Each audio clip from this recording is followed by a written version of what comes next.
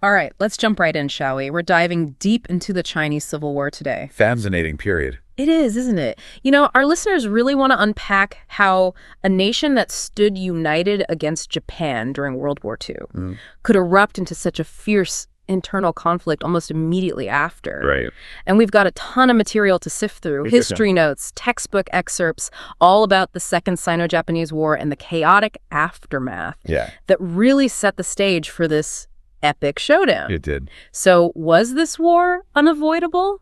Or could it have been prevented? That's what we're here to uncover. Big question. It is a big question indeed. So to really get into this, we need to rewind a bit, right? Back to 1937. Back to 1937, yeah. When Japan invaded China. The start of the Second Sino-Japanese War. Okay. And this invasion forced a very uneasy partnership. They called it the Second United Front between the Chinese Communist Party, the CCP, and the Nationalist Kuomintang, or GMD. So a united front, but not exactly buddies. Right. Not exactly, yeah. More like being forced to work on a group project with someone you really can't stand. Yeah, that's a good one. But your grade depends on it, so you got to make it work. Exactly. The CCP, led by Mao Zedong, they were all about guerrilla warfare. Right.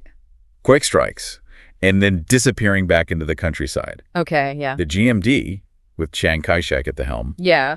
well, they had a different approach. Interesting. Their focus wasn't always entirely on kicking out the Japanese, let's just say. Some rivalry brewing, even with this common enemy right there on their doorstep. Yeah. This united front, it seems a little shaky from the start. Yeah, and then you've got the new Fourth Army incident. Oh, right. In 1941, picture this. Right in the middle of this fight against Japan, the GMD attacks a unit of their supposed allies. Oh, wow. The CCP's new Fourth Army, talk about betrayal. Seriously, that just shattered any semblance of trust, didn't it? Completely. And then, to add even more drama to the mix, you have the Xi'an incident back in 1936. It's just wild. Okay. So Chiang Kai-shek, who really, really disliked the CCP, he gets kidnapped. Why? By one of his own commanders. And this commander basically forces him to cooperate with the communists against Japan. No way. He gets kidnapped and forced to work with the people he despises. Yeah, it's an incredible power play, isn't it? It really is. But did it work? Did they actually start working together against Japan after that? It forced them into a temporary alliance, let's say.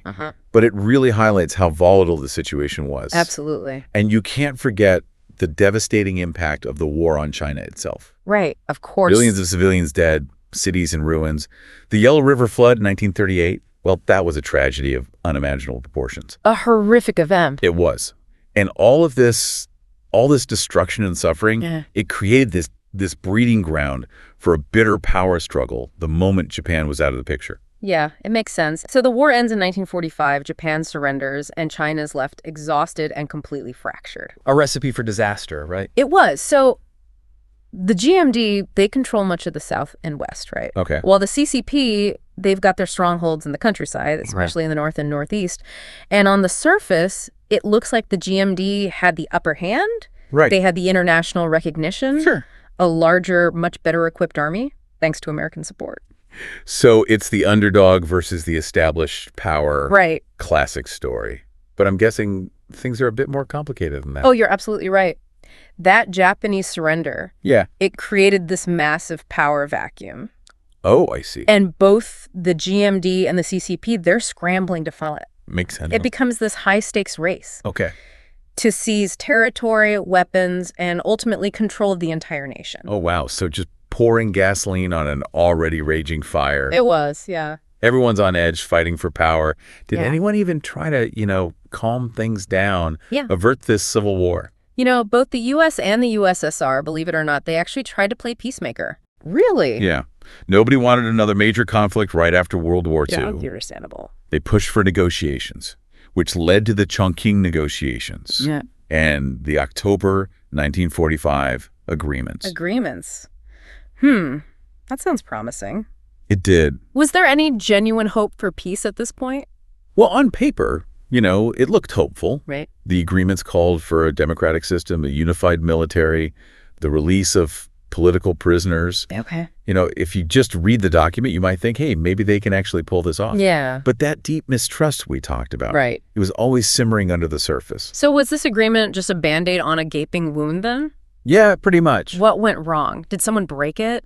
It wasn't so much a blatant breach as it was a fundamental difference in their goals. I see.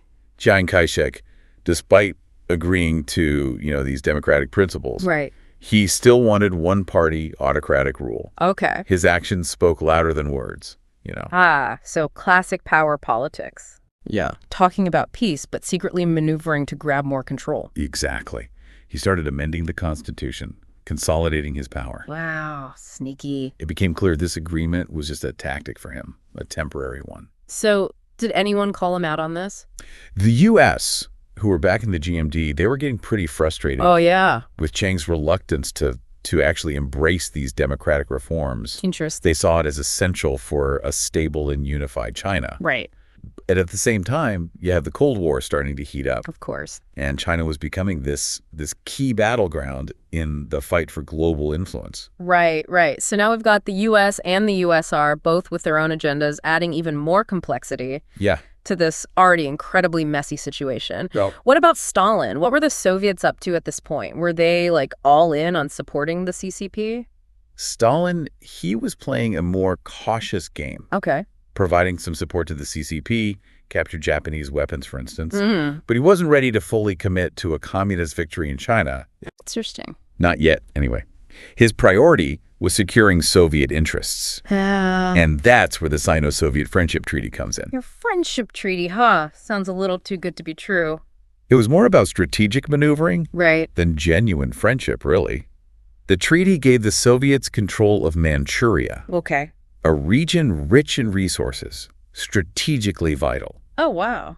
a prize Stalin couldn't resist. I see. Yeah. But this move alienated the CCP. They saw it as a betrayal Right. by their supposed communist ally. Wow, what a tangled web. So we've got the GMD playing their power games, the U.S. pushing for democracy but getting frustrated, and the Soviets making deals that benefit them but alienate the CCP. What about U.S. internal politics? Were they all united in their support of the GMD? Not at all.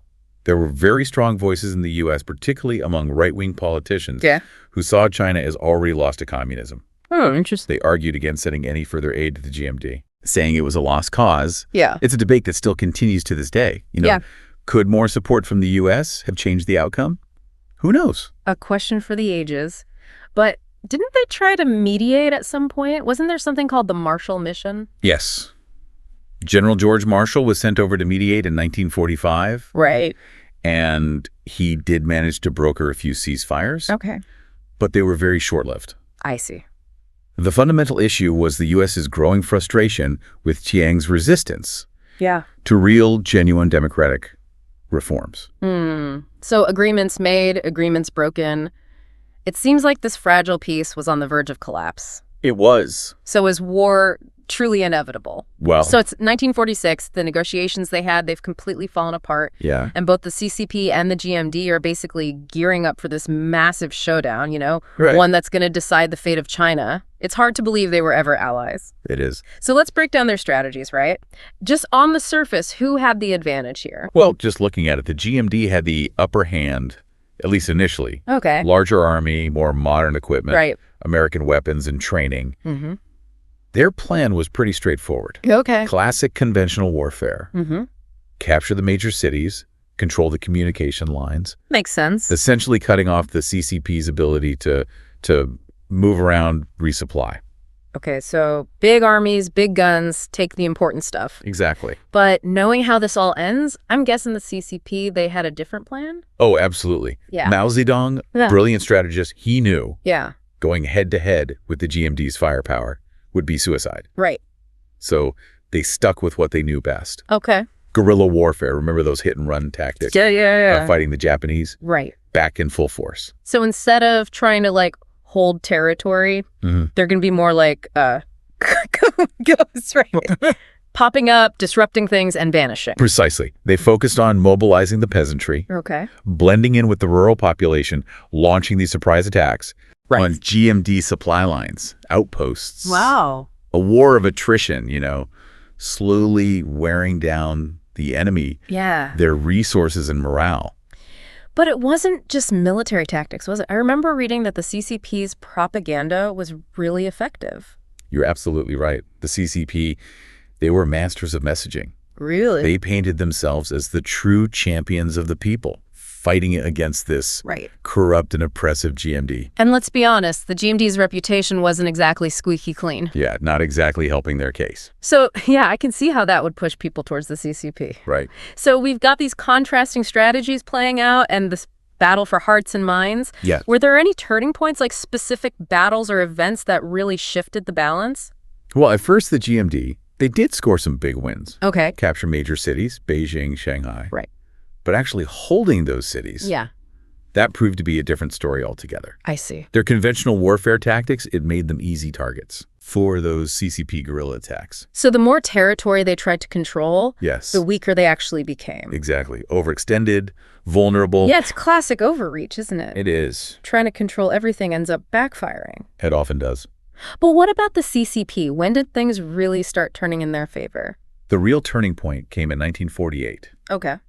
The CCP launched these massive offensives, the Liaoshen and Weihai campaigns. Wow. These weren't just small-scale raids anymore. No, Right. we're talking full-blown military operations, Wow. hundreds of thousands of troops. The GMD armies just decimated. Wow, that must have been brutal. It was. Huge losses of territory, manpower, really decisive in breaking the GMD's back. Yeah, from what I've read, those campaigns were devastating for the GMD. Yeah. So was this the beginning of the end for Chiang Kai-shek then? Absolutely. By 1949, the writing was on the wall, so to speak. Yeah. CCP marched into Nanjing, the GMD capital, Wow. and soon after, Chiang Kai-shek fled to Taiwan with the remnants of his forces. October 1st, 1949, Okay.